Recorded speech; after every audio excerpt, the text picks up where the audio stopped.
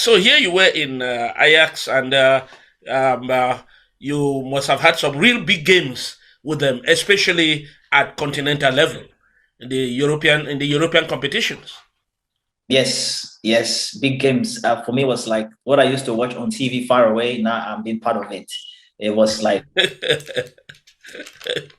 this is a dream come true. And of Yes. course, there are a lot of memorable games, especially when you play. There are a lot of memorable games, especially when you play, against some of the big clubs in Europe. Like, for example, one of those big games you played, you still remember? Yes, I remember quite a lot of them. It so happened that in the Champions League, the years which we played Champions League, like in 2 to 3 successive years, Ajax Amsterdam, we found ourselves with Real Madrid in the same group 3 successive years. So I so happened to play Real Madrid 6 times, home and away in Champions League. And that was huge because this was the Real Madrid team that had Cristiano Ronaldo, the Higuain, the Kaká, a huge team with a lot of talent. Di Maria, yeah, Sergio Ramos, also Lassana Diarra, Alu Diarra. So even Michael Essien was there later on. But these were huge teams. And another team which also was very memorable team to play for me in the Champions League was against AC Milan. And Okay. AC Milan this year, 2010, getting into 2011, they had set off. They had Ronaldinho. They had also Zlatan Ibrahimovic. So they had these veterans, Gattuso, all these Pirlo players who were playing in the team. And these are players I'd watched from distance. Now I was playing with them in the same pitch. And these are the moments that, you dream of, and then you find yourself being in that arena, and it's unforgettable. It's special. Here was Enoh going on to play those big matches. Even up till then, did he not attract any call from Cameroon?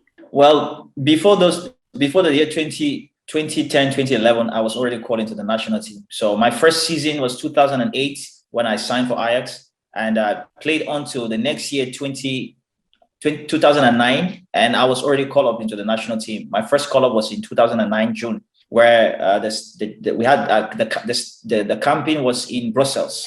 So I just finished the season where we qualified to play Champions League next year, and I was called up. And my call up was a little bit controversial because the coach who called me, he himself was never present in the camp. And and I don't know if you remember Otto Pfister at the time. Of He course, was the Otto one who Fischer. came up with the list. But when I Yes, got to the camp, the coach wasn't Otto there. anymore. Yes. And it so happened that my first call up, we had about 4 to 5.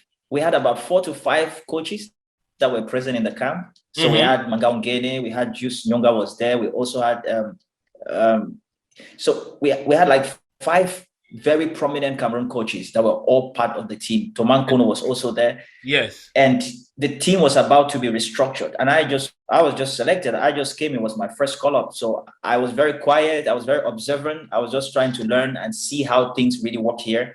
And Yes. I was new and a little bit shy. But for me, it was a great honor. For me, it's like be called up to the national team is a one in a lifetime opportunity to represent your country. And for me, this was like, it's a privilege. It's an honor. I was so grateful for it. And when you were there, but how did you start? How did the coaches react towards you, especially when you were just still fresh in camp? How did they react towards you?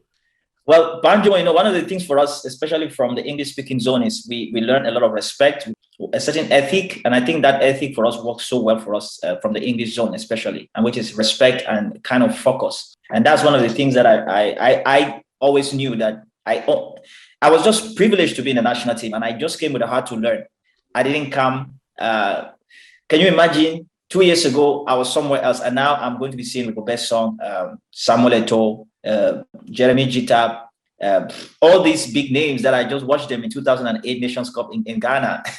Now I was going to be with them. So when I came there, I just had one thing in my mind: put your head down, learn, and then just be grateful that you are part of the team. It's an honor. I would have never dreamed to be here at this time. So it's a privilege. From where I'm coming from to get here, it's a privilege. I would never, undermine this.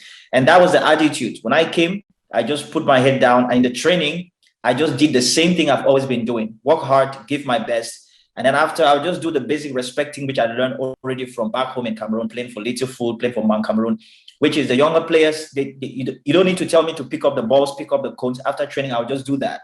So I think one of the key things that made me blend quickly in the team is my attitude. I had an attitude to learn, an attitude to want to grow, and an attitude of a young person who was really there to, to just give his best and serve also at every level. And with all of that, did that attract some attention towards you? Yes, Banjom, I'll tell you one funny story. So okay. In one of the training sessions we had, I was very hard. I came very humble, but when it came to training, I'm a fighter. I'm a winner. So I go hard in duels. I don't look at the faces. So after the training, while we were in the shower, I heard some of the players, talking on the side, and they were looking at me. They said that Pikin, that small boy, eat strong, eh? They said that small boy, see food them. With T say don't play with Dibakem, see food them. They said that small boy don't play with Dibakem, see as he food the day. So it's because of that fighting spirit that it's because of that fighting spirit that I brought in the training. And also we played a friendly game against a team there during that preparation. And in the training, in the game, I was really very aggressive and on point. So after the game, Rigobert's son called me and he said to me, "Wow, Petit, you're aggressive, eh? So just continue with that spirit." And also Eto'o said the same thing to me. So for me, that was a good sign. Like, you know what? Just keep your head and keep working. If you're getting those encouragement, it means you're on good foot. And how did you get the first opening into the team? Well, the first opening into the team was a big surprise, Banjomo, because I just came into the team. I'm new. I'm just there to learn. I'm just privileged and blessed to be training with these big legends who have won 2 Nations Cup, who have been to Olympic, and they have a status in the team. So I wasn't expecting to be near anywhere playing any game. For me, it was my first call up. Let me just learn from outside and then, get into the team slowly. But surprisingly, what happened is that we had a game which we were preparing to play in Yaoundé against Morocco. And after training and the day of the game, Tomankono was the coach for that game. When he put up the lineup, I saw my name in the first 11. I didn't know what to do. I was panicking. I was like, how is this possible? All the players that are in this team, all these names, how could he put my name here? And this first game is going to be in Cameroon, in Yaoundé. Banjomo, you know what it means to play in Yaoundé. I know. You know the heat that is there. I know. You know the pressure. So all these thoughts were going through my mind. And then I spoke to Marcus Mukake. He was there in the selection with me. And he said, "You know what, don't worry. What you've been doing in training, what you've been doing in your club, just go there, play your football. Don't put any pressure on yourself." And I tell you, that advice he gave me was very helpful. It gave me a cool head and it helped me to really calm down. And also Samuel Eto'o also said the same thing to me. And I think those words, when an elder player speaks to you like that, it gives you a lot of courage. And that was it. That was how I got into the team. I'm sure a lot of people were shocked to see me start. And I played the whole 90 minutes for my first selection and first game into the national team. And that for me is something that I'll always keep as a very memorable moment for me, that I was able to do that. So from there, how did you build your confidence? Because from there, which was you went in trembling, you played that match 90 minutes, and you just shut up, and you were a regular player there in the midfield. How did you build that confidence? Well, again, like I said, Panjomo, the confidence is just the attitude which I took to the team. One of the first things I realized is that when you get into the team as a young player, don't talk, just walk. So it's what people see you do than what people hear you say. And for me, that was a big difference. A lot of young players came and they were talking. So they saw people talk, they joined, but they didn't know that you didn't come there to talk, you came there to work. And for me, I was on duty, and I felt like I also had people to represent. I had my teammates, my former teammates in Southwest. I also had to represent the English-speaking Cameroonians there. And it was a rare privilege given to me to be able to carry that flag also, and represent the zone I come from. So it was really serious for me, and I took it very seriously. And I felt like every time I had a minute to play in the team, I was playing not just for myself, I was playing for a lot of people and for a whole cultural backing in the country. So that's how serious it was to me. This was the confidence. These were the things that really motivated me to really want to continue to push myself out there.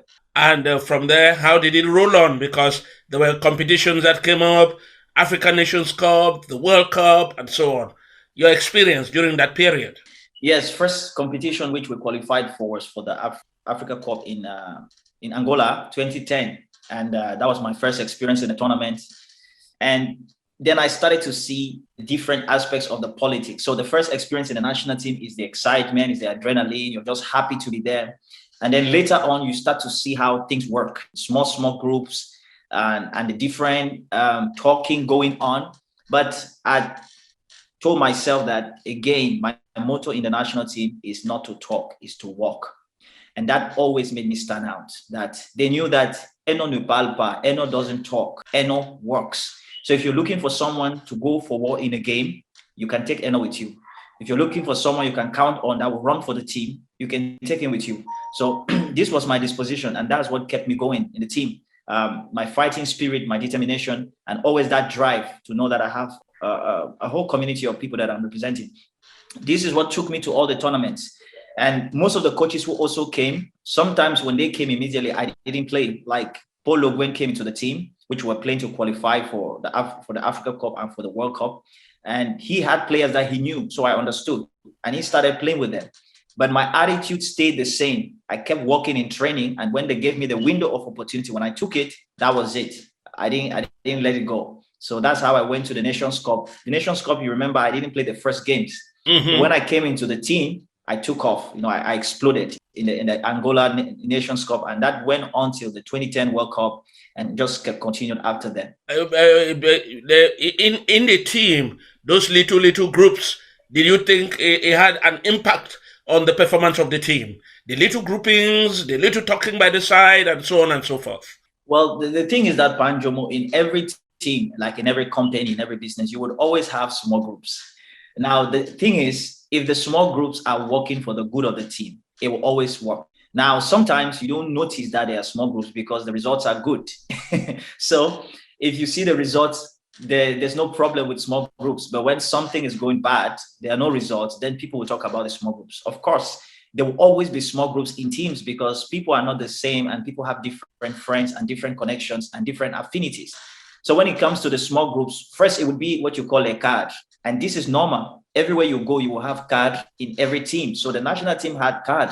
The top players who have a say on certain things in the team, probably with the coach and different things. So that was already a group. Then you also had a group of maybe people who don't agree with what the card is saying. Mm-hmm. So you have those people who are, they say opposant. They will say their own thing. And then you have a group of people who are trying to choose which side are they. Are they with the card or are they with the opposant? So you see that there will always be this kind of, and then people who are not happy, maybe one or two things, and they're looking for who to talk to, and they're trying to choose a side. But the thing about me, when I came to the national team, is that I said to myself, I'm neither for the card and I'm neither for the opposant. I am for the national team. Good.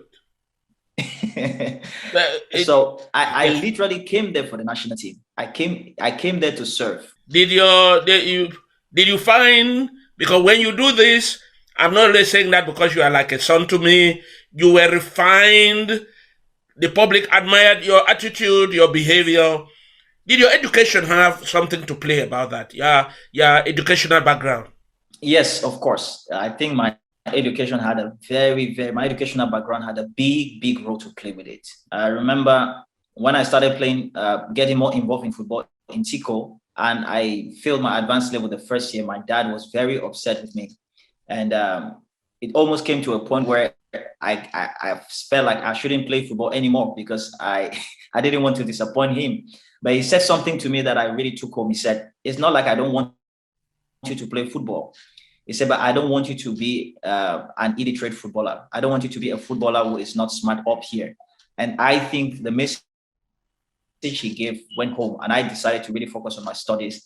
And I think that educational background gave me an edge to be able to think differently, carry myself differently, and as well as articulate myself also differently. So I think it does really plays a big role, your educational background that you have. But even though you were quiet and you kept you had your principles, These groups must have been lobbying and wooing you, the grands, the opposants, and so on. Seeing somebody, so reserved, but the groups must have been working overnight to get you on their side. Well, Banjomo, the thing is, I was for the team, and the team is always bigger than groups. So I stood for the team.